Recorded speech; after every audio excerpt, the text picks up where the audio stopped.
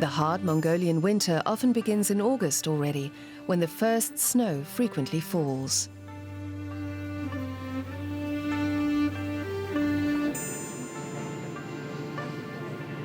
Travel times in Mongolia are very long, even on the train. The railway infrastructure and many of the vehicles are decades old. Despite the beautiful landscape, after a good 7 hours ride from Darkhan to the capital Ulaanbaatar, passengers tend to be pleased to finally arrive.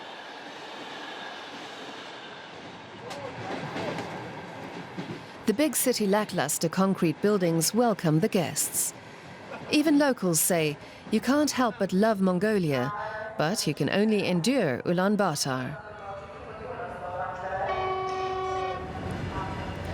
Ulaanbaatar Central Station is the largest railway station in the country and was opened in 1938. To this day, it remains an important hub for national and international traffic in the heart of Mongolia.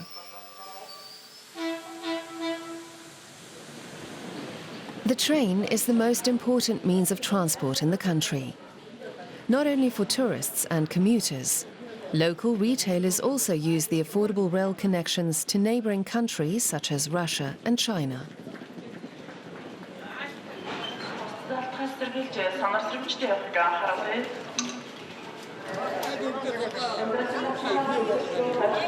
After very long shopping trips, hundreds of them arrive with new goods in Ulaanbaatar every day.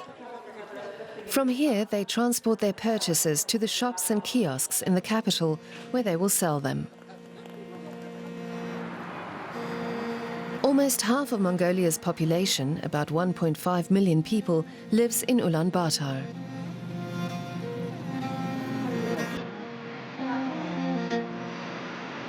The economic center of this land, rich in natural resources, is currently experiencing an enormous boom. The metropolis is considered a symbol of a wealthy, growth-oriented Mongolia.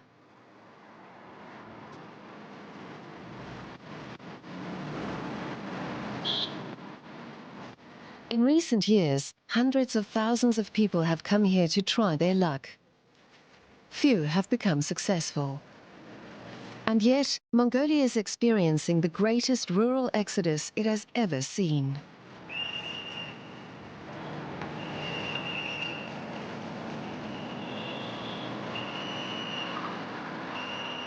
Young people in particular don't want to be inferior to the West, but they also don't want to be inferior to their Asian neighbors.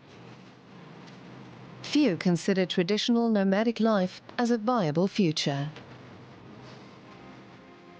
We have a song that deals with rapid technological progress, and in particular reflects the moment when too much technological optimization has occurred. At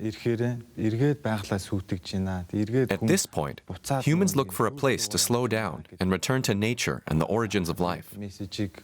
This is an important message that we want to give to the people, and especially to the Mongolian youth.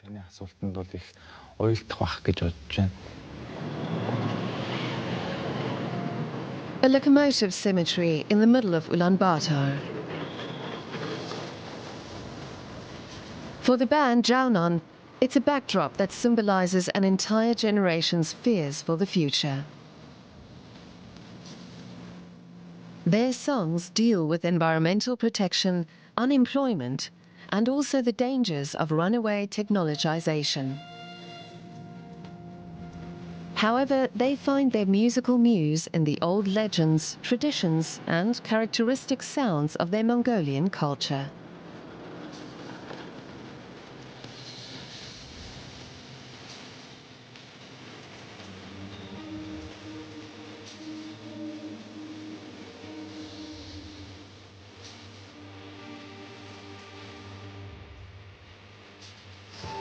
The name Jaonon is closely connected with the history of the horsehead fiddle, our Mongolian national instrument. The Mongolians have always said that there was a very kind-hearted man who owned a black horse named Jaonon.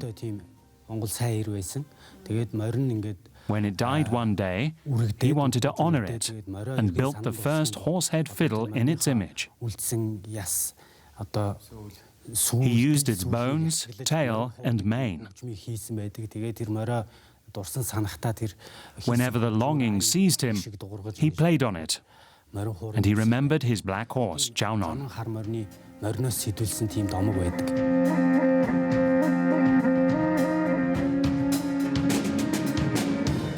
The musicians represent a young and confident Mongolia internationally as well, as members of a young generation who went in search of their own cultural identity and found their place in the world.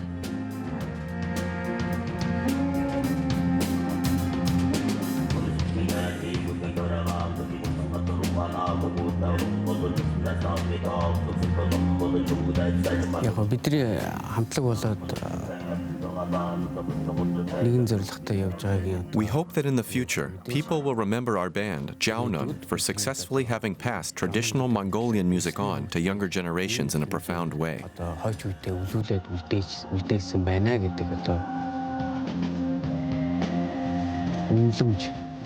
That is our wish. It is what we hope our musical achievement will be.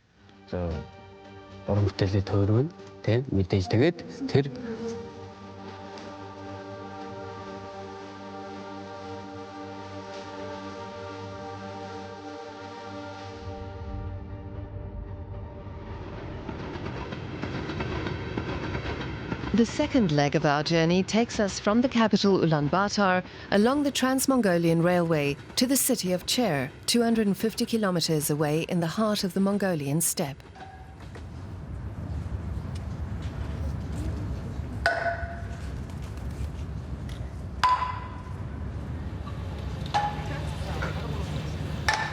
Ulaanbaatar Central Station, 7 a.m.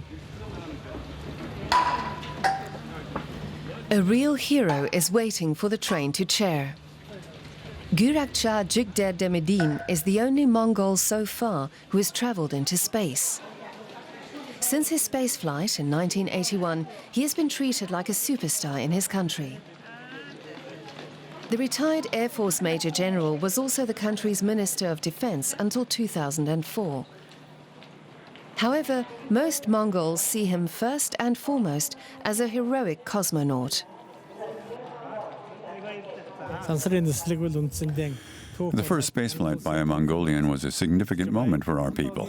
It will stay a part of Mongolian history as an important event. These days, young people learn about it from newspapers and magazines, from radio and television, from their parents, relatives, and siblings. As a result, Mongolians have etched it firmly into their memories.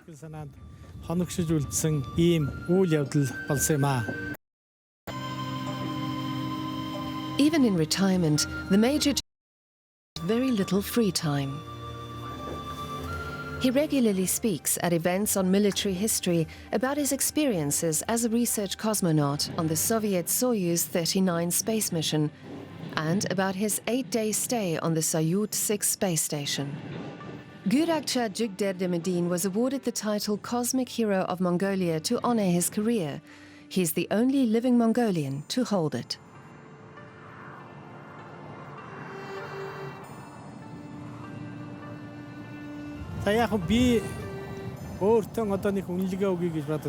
No, well, I try not to give myself so much importance. What have I done so far? What are my achievements?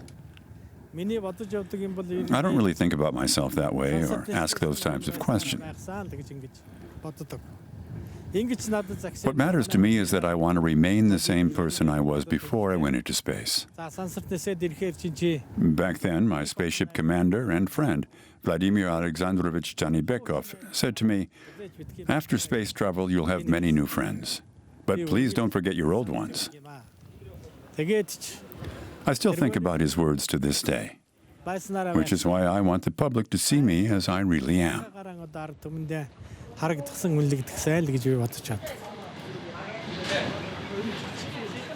The cosmonaut is a role model for his fellow countrymen, someone they respect, even though they recognize that his feats were idealized in Soviet propaganda. His ride on the train has been announced. The entire train crew and even the cook know the famous space traveler will be on board.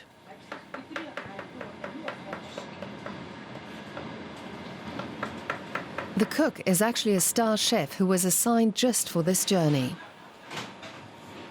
It will be up to him to make a top-quality meal in the few square-meter kitchen on the wobbling train. We'll be serving delicious dumplings and potato salad to the cosmic hero. The dumplings are filled with beef and tasty mutton tail. This should make fantastic dumplings.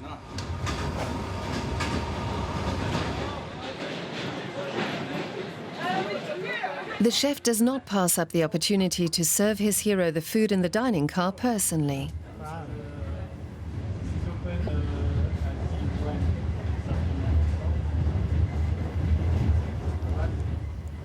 The potato salad served is actually made according to a German recipe. It's a culinary leftover from the times of international friendship between Mongolia and East Germany.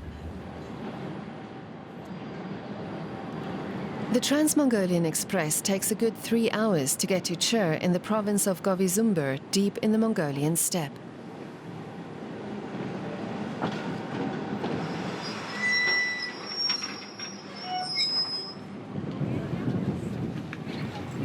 Gurakcha Jugderdemedin is no stranger to the city.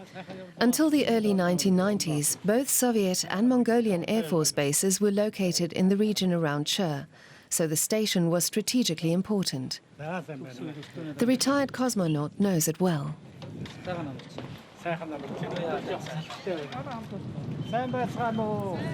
This is why the station staff invited their celebrity guest to join them. They proudly record this historic moment. Nowadays, the 72-year-old increasingly looks back not only on his achievements, but also on his roots as a simple nomad.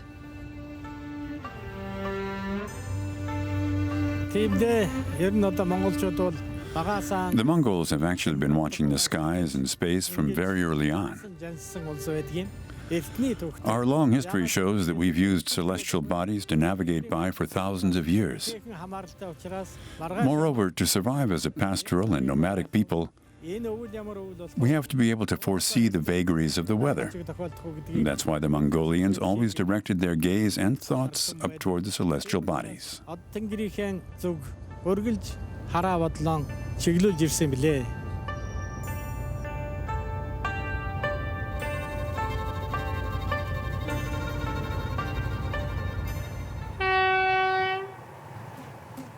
While the Trans-Mongolian Railway continues on its meandering course towards the Chinese border, we stay a little longer in the wild, blooming steppe around Chur.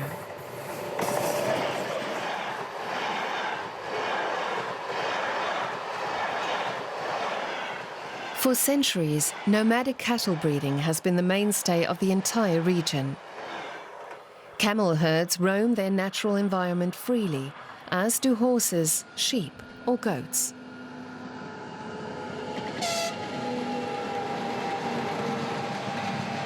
The steppe landscape around Mount Simbur, about 50 kilometers from Chur, is known for its fertile ground. This is where Altangarel has settled. For most of the year, the nomads' horses live wild. They have to withstand winters with temperatures as low as -40 degrees Celsius, as well as wolves, which the horses can severely injure or even kill with one kick. The cattle herder's family lives with their horses, following the rhythm of nature. Wearing a watch would be a superfluous luxury. We get up early and we're out all day until dark. We herd the cattle and move them from here to there. Since we're out all day long, we don't need to ask what time it is. For us, there is morning, noon, afternoon, and the movement of the sun. We always keep an eye on the sun. After all, it's the only thing you can keep in view here, because it's the sun that has always determined whether it is day or night.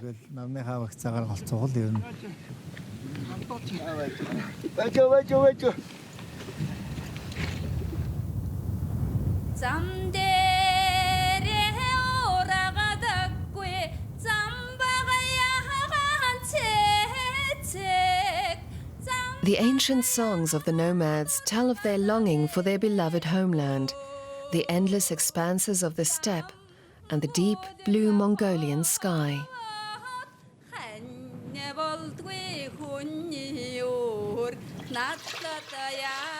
While her husband takes care of the horses, Erdenesut turns the rich milk from their goats and sheep into quark, yogurt and cheese. These are staple foods during the summer months.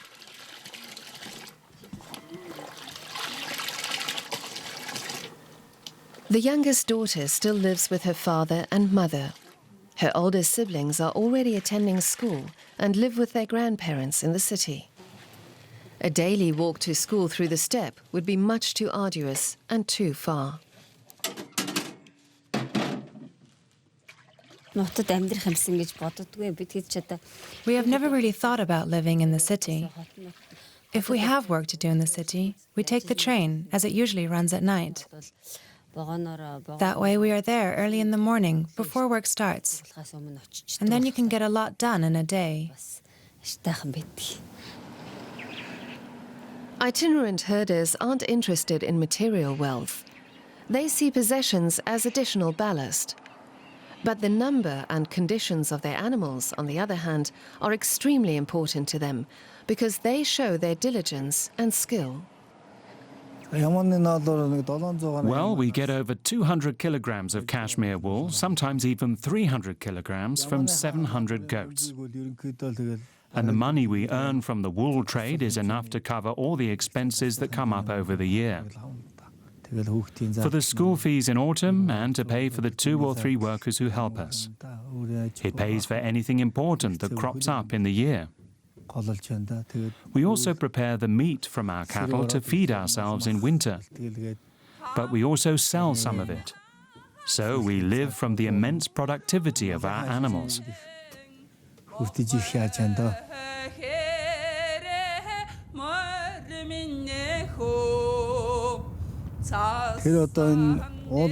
Mining has dramatically increased. All sorts of things are being done to the soil, which is having a negative effect on the bodies of water and pastureland. We now get very little water from our wells. And it hardly rains anymore. When I look back on my childhood, it often rained continuously for 3 or 4 days.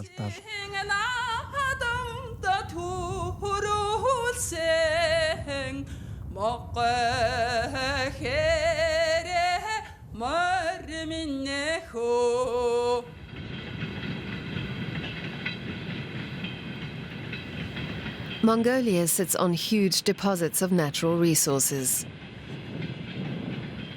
And around Shur, one of the country's largest and most important centers of mining iron ore, copper ore and lignite is growing. However, Mongolian mining companies aren't profiting from the country nearly as much as big international investors and energy giants. Still, the development is good for Mongolia's railways. The network is growing and jobs are being created.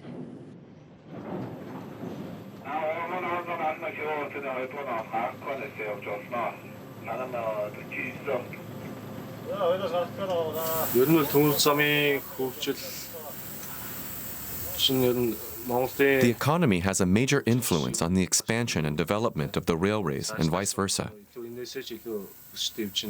The Mongolian railway is currently expanding. The locomotives and rail cars are becoming more advanced. The rail network and the entire rail logistics are currently being revamped.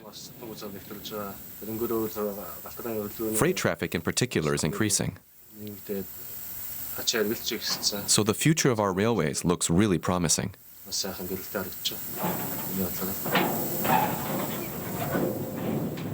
Most raw materials are exported to neighboring countries. China, however, uses a different gauge of track to Mongolia, where the network is based on the Russian broad gauge. That means all the wagons must be reloaded on the Chinese border, which is a huge additional cost factor. A lot of the locomotives are also of Russian origin.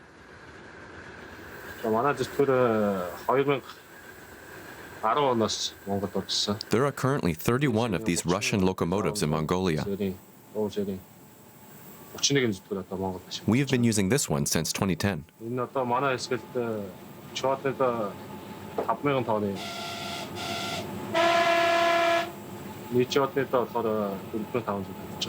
It can pull up to 5,000 tons, and its two engines have a total of 7,212 horsepower.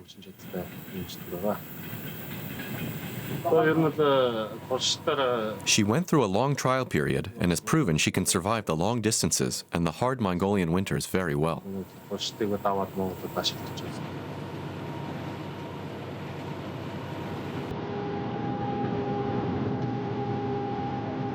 The heavy diesel engines and seemingly endless lines of wagons move effortlessly through the lonely steppe landscape, day and night.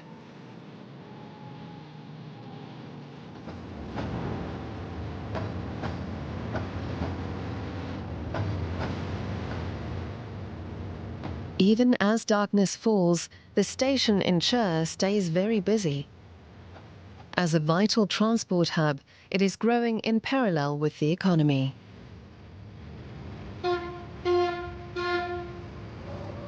Mongolia's history, and therefore that of its railway, is closely interwoven with that of its Russian neighbor. With the founding of the Socialist People's Republic of Mongolia in 1921, the Soviet Union sided with its economically weaker ally. Engineers in Moscow designed the lines, and forced laborers were sent from Russian prison camps to reinforce the Mongolian track workers to drive this gigantic project through. The 1,111 kilometers of track through the most difficult terrain gave Mongolia a big boost. It was a great success for the Soviets too, who were lured by the wealth of mineral resources.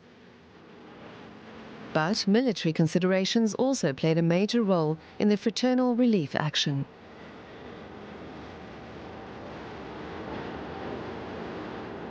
The Trans-Mongolian rail link from the Russian border in the north to China in the south is still the backbone of all rail traffic in Mongolia today. Because of the enormous distances, many passenger trains run overnight. Sleeping cars are the best way to weather the long journey times. Chur is also on the route of the so-called dealer trains. Most of the passengers on board are Mongolian merchants on their way to their Chinese neighbors. There they buy goods that are later sold at a profit in their shops back home. A large part of the Mongolian population now lives from this trade, including some women from Bogd, a city in northern central Mongolia.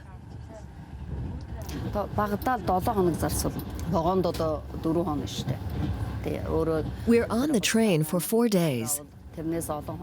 But if you include all the shopping in Beijing or even further away, then you get to a total of at least 10 days on the road. Everyone, both retailers and wholesalers, takes the train to travel between the two countries. Why? Because the train is safe for people and also for the transport of goods. And you can almost live your life in a train. Passengers can sleep, eat, drink, and relax on board.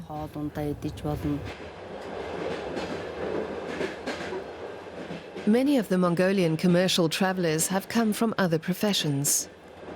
Madame Garaf studied Mongolian literature in the 1970s, and her husband is an artist. In 1992, there was a political inversion and we moved to a market economy society. Suddenly, it was all, if you drink from their cup, you also have to follow their customs. A lot was privatized, and state-owned enterprises were broken up into small businesses. Many people, including academics, became unemployed and wages were very low. Since then, we've become so-called saddlebaggers.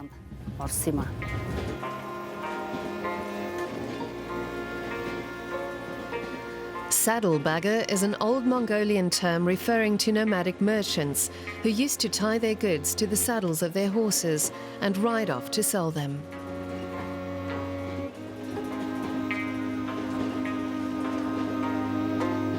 It seems the historical reference makes it a bit easier for present commercial travelers to accept their life circumstances, which are frequently difficult. Even if it's hardly her dream job, 60-year-old Badam Garaf does not complain.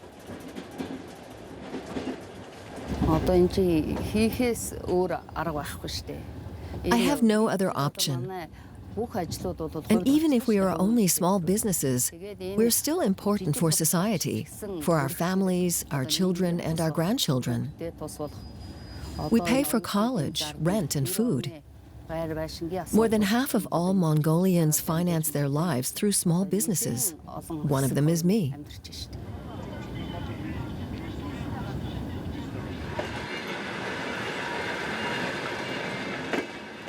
From Saint-Chand rail station, it takes another 5 hours to reach the Chinese border.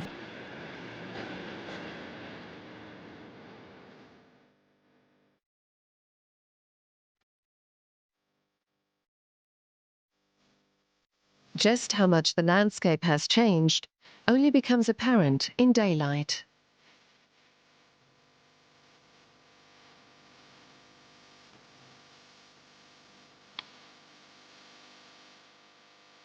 The rich, green steppe landscape has given way to the ochre-colored infinity of the Gobi Desert. Covering some 1,300,000 square kilometers, it is the largest desert in Asia. The desert city of Saint-Chand is about 250 kilometers southeast of Chur along the Trans-Mongolian Railway. Almost 40 kilometers further on, in the eastern Gobi Desert, we come to Khamar Monastery, which the Mongolians also call Hamrin Heat.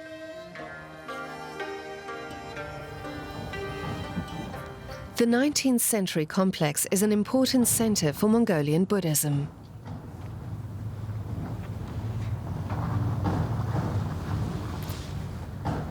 Gantemir is a Buddhist monk who travels on the night train from Ulaanbaatar several times a month.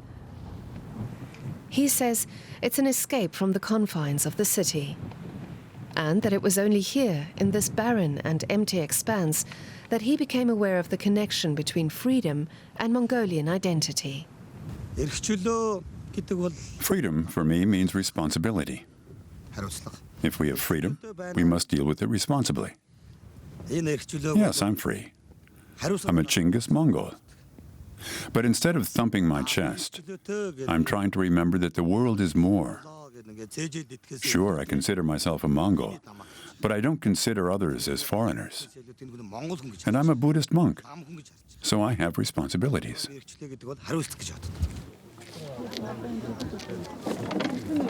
Every autumn, hundreds of pilgrims and believers from all over Mongolia meet in Khamar Monastery.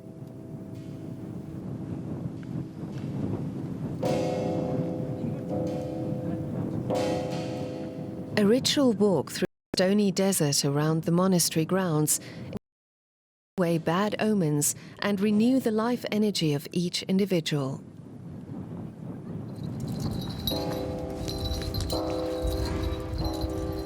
Mongolian Buddhists believe the whole Earth's energy pools in this atmospheric place.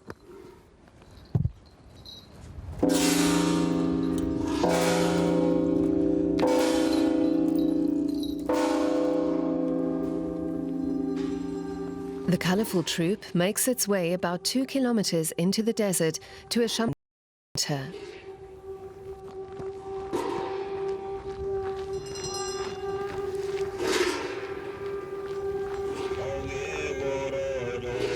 Shambalas are holy places that refer to the mythical city of the same name, where legend says the accumulated knowledge of Buddhism will outlast time itself. Danzan Ravya was a Buddhist Lama as important in Mongolia as the current Dalai Lama in Tibet. He personally chose this place to build a monastery in 1820. For over 100 years, Khamar Monastery was one of the most important Buddhist centers of faith in Mongolia. In the mid-1930s, Mongolia's communist government turned against Buddhism. Monks were condemned as anti-Stalinist elements. Thousands were imprisoned or killed, and monasteries were destroyed.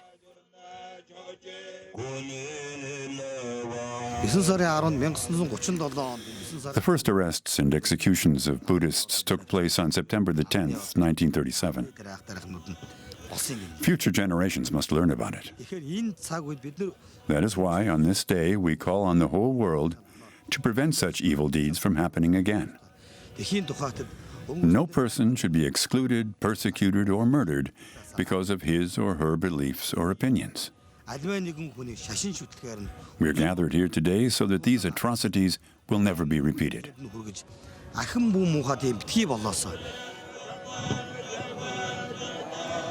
The meeting has become part of Mongolia's intangible cultural heritage, and Buddhists from all over the world celebrate the resurrection of the monastery and their faith in the boundless expanses of the Gobi Desert.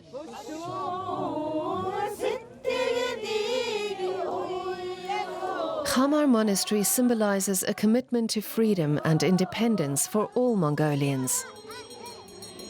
The hope is that its story can teach future generations to look ahead with hope, self-confidence, and self-determination.